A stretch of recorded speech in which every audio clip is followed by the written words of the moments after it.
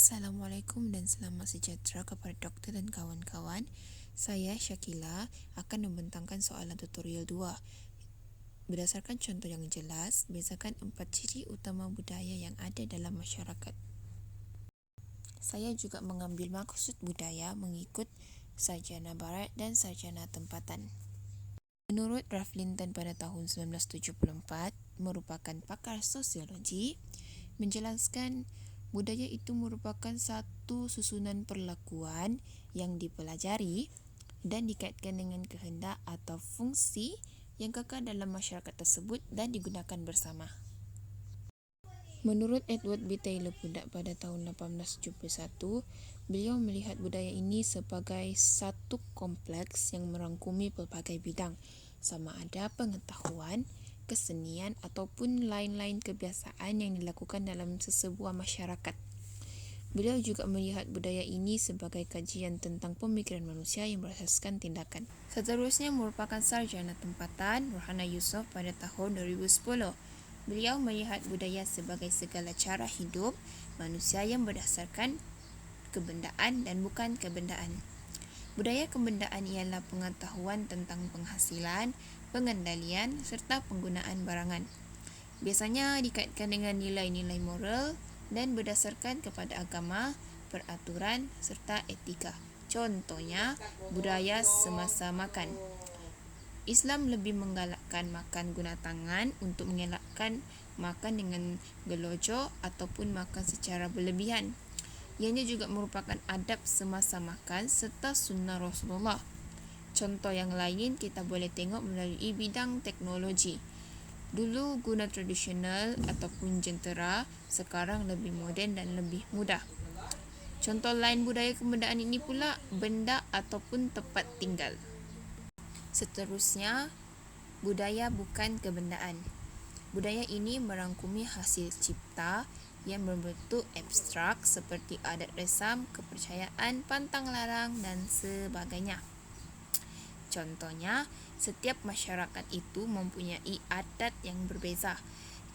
Jikalau melalui adat perkahwinan mengikut kaum Melayu, lelaki yang menghantar hantaran perkahwinan kepada pihak perempuan, manakala sebaliknya kaum India pula perempuan yang menghantar hantaran kepada lelaki. Mengambil contoh pantang larang dan kepercayaan kaum Melayu pula tidak boleh berpayung di dalam rumah, kalau tidak akan mendatangkan keburukan di dalam isi rumah itu. Tetapi sebaliknya, dirisau akan mencederakan orang lain. Di situ membuktikan budaya ini merangkumi hasil cipta sama ada adat resam, kepercayaan, pantang larang. Jadual seterusnya menunjukkan jenis-jenis budaya dan ianya tidak hanya memfokuskan satu elemen sahaja.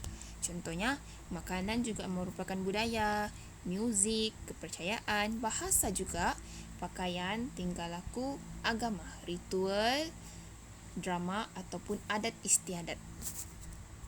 Seterusnya kita akan beralih kepada ciri-ciri budaya yang terdapat dalam masyarakat. Ciri budaya pertama ialah budaya terus dipelajari. Segala bentuk tingkah laku bukan atas naluri tetapi proses pembelajaran. Proses sosialisasi yang akan menanamkan nilai dan norma dalam sesebuah masyarakat. Bagaimana kita dididik, bagaimana kita diasuh melalui proses sosialisasi sama ada rakan sebaya, keluarga kita ataupun masyarakat. Contohnya, dari kecil kita diajar untuk masak masakan kita sendiri ataupun masak masakan kaum kita sendiri. Contoh yang lain pula, nilai hormat agama lain, tepati masa dan nilai positif yang lain. Seterusnya, budaya itu merupakan perkongsian bersama. Amalan atau elemen dikongsi bersama dalam sesebuah masyarakat. Contohnya, simbol, norma atau bahasa yang difahami oleh masyarakat bertujuan untuk berkomunikasi. Mengambil contoh simbol baju kurung untuk kaum Melayu, Cheongsam untuk kaum Cina. Bahasa pula kita sendiri boleh belajar bahasa mereka.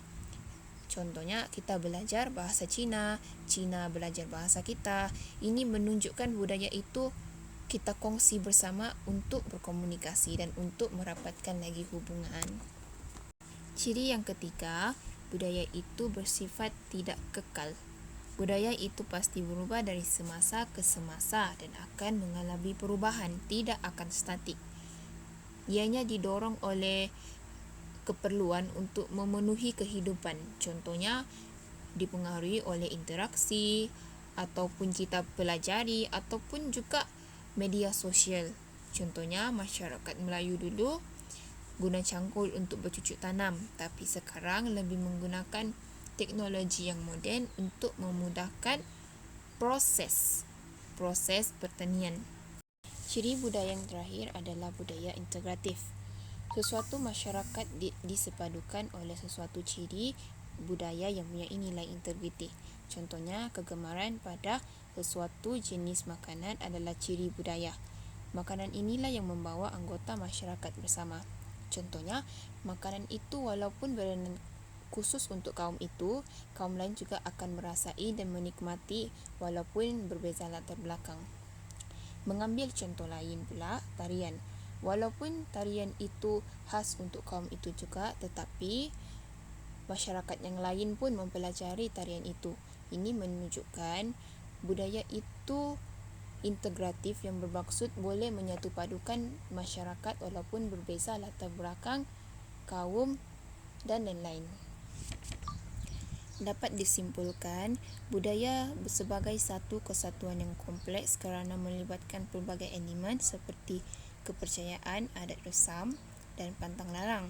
Budaya merupakan cara hidup masyarakat tertentu yang merangkumi cara pemikiran dan pola tingkah laku. Budaya juga ialah sesuatu yang dipelajari dan dikongsi secara bersama. Dan budaya juga maklumat yang dewasi serta bahasa merupakan simbol yang penting dalam budaya. Baiklah, itu sahaja daripada saya. Terima kasih. Berikut merupakan rujukan yang saya ambil untuk menyiapkan tugasan ini.